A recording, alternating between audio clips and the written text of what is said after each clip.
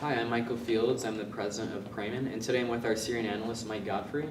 And today we're going to be talking a little bit about Syria. Mike, just for those of our viewers that aren't familiar with the background of the conflict there, why don't you give us a background of how the conflict started and where we're at today? Yeah, the conflict really started in March 2011 when the Arab Spring protests reached Syria. It started in the country's south, in the city of Daraa, and also in Damascus, and then went out from there and spread to the other major urban centers. The regime tried to suppress these protests using lethal force immediately. There really wasn't an escalation, it just immediately happened.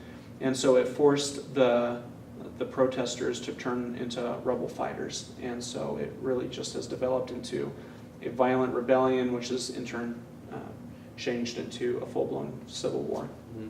And we've noticed even among the rebels that there's many factions. It's not just one group versus the government, but there's many groups aligned with Al-Qaeda and other groups. Could you tell us more about who these different rebel groups are and what their interests are in the fight? Yeah, I think at the beginning of the conflict, most of the fighters had a very secular, nationalistic, revolutionary flavor to them. However, since that time, there have been many other groups that have developed that are Islamist, moderate Islamists, similar to what the Muslim Brotherhood is in other countries. You have more radical Islamists, ultra-conservative Salafist groups, and then you had the emergence or the entrance of Al-Qaeda into the conflict in about January 2012 is when they started to appear, and they've only grown from there. So recently, in the last year, you could generalize the rebellion as being a Salafist rebellion, mostly. People that will support Al-Qaeda, sympathize with Al-Qaeda, actively join, align themselves with Al-Qaeda. What are the current battle lines on the ground? Currently, the regime has been able to force its way out of a stalemate with the rebels. This has been because of infighting with the rebels among themselves, dominated by Al-Qaeda groups, actually. But because of this infighting, the regime forces have been able to push up into places like Aleppo, Syria's largest city in the north, and they've been able to take back the city of Homs, finally, actually, as a matter of this week. And the rebels have tried to push back a little bit by moving into the coastal cities, into the coastal region of Latakia, to fight against the regime homeland there, to try to divert forces from Aleppo, from Homs, that way. What do you feel like has changed that's enabled the government to begin advancing on the rebels over the last few months? Yeah, like I said, it's really that infighting among the rebels. That was started because one Al-Qaeda affiliate, one Al-Qaeda franchise, the Islamic State of Iraq and Syria, essentially went renegade and ignored Al-Qaeda's head, Ayman Zawahiri, and tried to do their own things in Syria. And so they just started fighting different rebel groups like the Free Syrian Army, even the official Al-Qaeda franchise in Syria, Jabhat al-Nusra, and other Salafist organizations operating there. And so really everybody turned on ISIS, on the Islamic State, to fight against them. So really the rebels have been having to fight a dual front war. So they have to allocate resources in two different fronts, which makes it much more difficult. Yeah, absolutely. Following the August 2013 chemical weapons attack in Damascus, the rebels really had to change. They got fed up with America for not striking Bashar al-Assad following that chemical weapons attack, and so they turned to Saudi support instead, which has just kind of fueled this infighting with Al-Qaeda. There's also been a lot of discussion about what the role of the U.S. should be in Syria, how heavily we should be involved.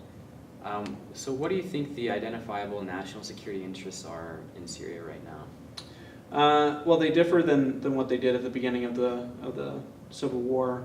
Initially it was to break Iranian influence in Syria, to try to break their broader influence in the region. But that shifted following the chemical weapons attack, actually. Iran has become more cooperative in their nuclear negotiations with us in the P5+1 talks. And so fighting Bashar al-Assad has become less of a national priority because it damages our negotiations there. I think currently we need to focus on fighting al-Qaeda there because their presence has dramatically increased. Their resources and territory available to them has dramatically increased.